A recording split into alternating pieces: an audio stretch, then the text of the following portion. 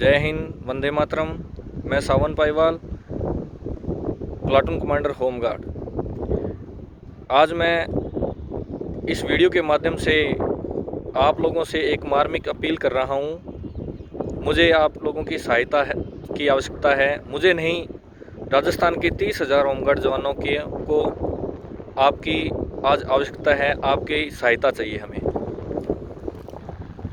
राजस्थान में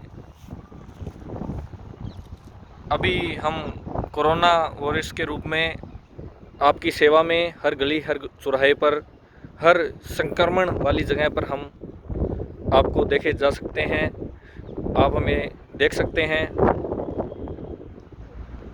मैं आपसे अपील करना चाहता हूं कि आज देश में जो संकट है, आज हमारे देश में आर्थिक संकट आ गया है। आज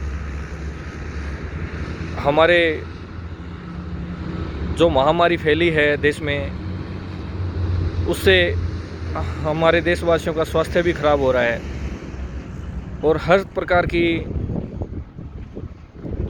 समस्याओं का सामना हम सभी आमजन को करना पड़ रहा है। लेकिन विश्वास करो मित्रों, हमारे सरकार के, हमारे डॉक्टरों के सहयोग से ये बीमारी, ये महामारी ख़त्म हो जाएगी, जल्द ख़त्म होने वाली है। अभी लोग आप लोग देख रहे होंगे कि हम लोग रिकवर कर रहे हैं, इस बीमारी से बाहर निकल रहे हैं। काफ़ी संख्या में जो कोरोना पीड़ित थे वो ठीक भी हो रहे हैं। ये संकट निकल जाएगा मित्रों। उसी तरह आप घबराएं नहीं, ये आर्थिक संकट भी निकल जाएगा, क्योंकि हमारे देश के बड़े बड़े नेता, हमारी सरकार इस और काफ़ी गंभीर है। ये संकट निकल जाएगा। लेकिन एक संकट है जो हमें सता रहा है, वो संकट नहीं निकलेगा मित्रों। ये संकट हम होमगार्ड जवानों को सता रहा है, हमारे परिवार को सता रहा है। क्योंकि हम लोग सिर्फ आपातकालीन में, हम लोग सिर्फ सरकार को आवश्यकता पड़ने पर ही याद आते हैं। हमें ड्यूटियां तभी दी जाती है जब सरकार को आवश्यकता होती है। उसके बाद हम गरीब जवान, हमारे होमगार्ड के गरीब जवान बेरोज़गार के भांति इनको छोड़ दिया जाता है, इनकी कोई सूद नहीं लेता है।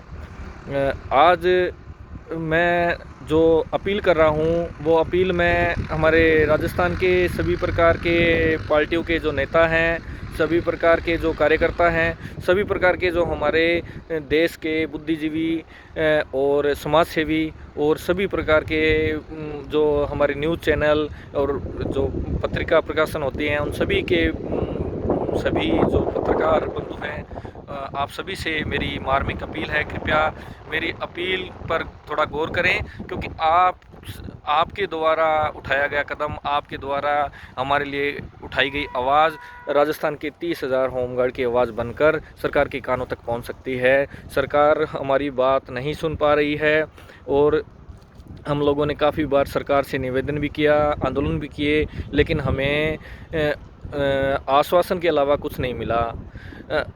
इसी प्रकार हमारे जो पूर्व में जो विधानसभा चुनाव हुए थे, उस चुनाव में जो प्रतिपक्ष के नेता थे, जो आज सत्ता में हैं, वो लोग हमारे धरने में भी आए थे। उन्होंने हमें बहुत लोग ने वादे किए थे। उन्होंने वादा किया था कि आप लोग डटे रहें, सरकार की खिलाफत करें। जो गत वर्ष जो पहले सरकार थी, पिछली योजना में जो बीजेपी की सरकार थी, उसके विरोध में जो हमने धरना लगाया था, क्योंकि हमें रोज़गार नहीं दिया जा रहा, हमारे को किसी प्रकार की कोई सुरक्षा नहीं दी जा रही। अगर हमारे कुछ जीवन के साथ कुछ भी हो जाए, अनहोनी हो जाए, तो हमारे परिवार की भी कोई सुरक्षा नहीं है।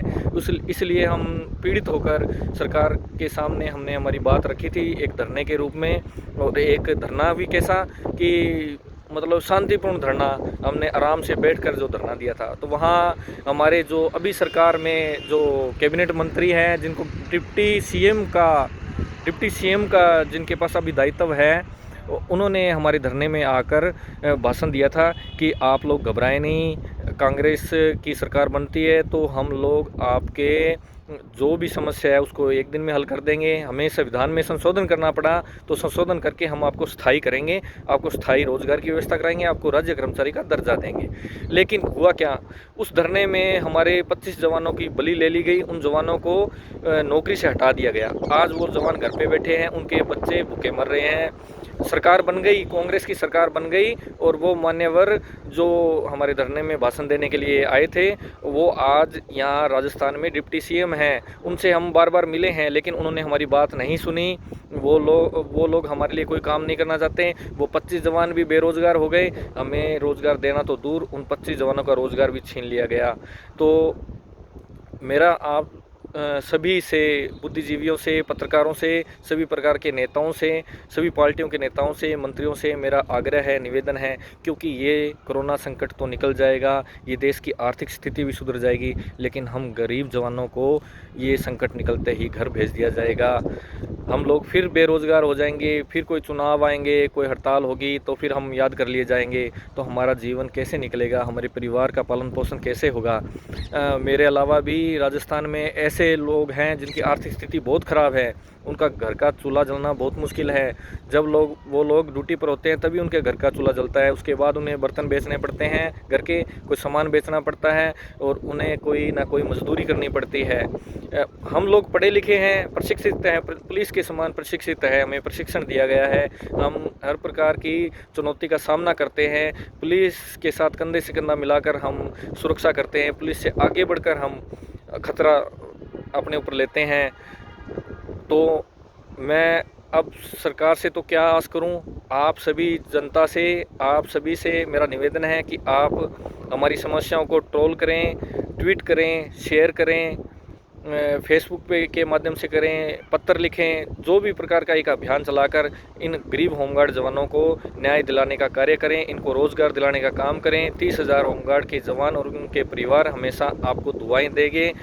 वंदे मातरम, जय हिंद।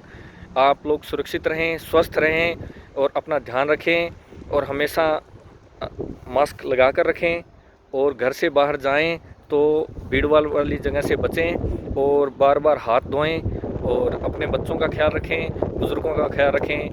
जय हिंद, वंदे मातरम।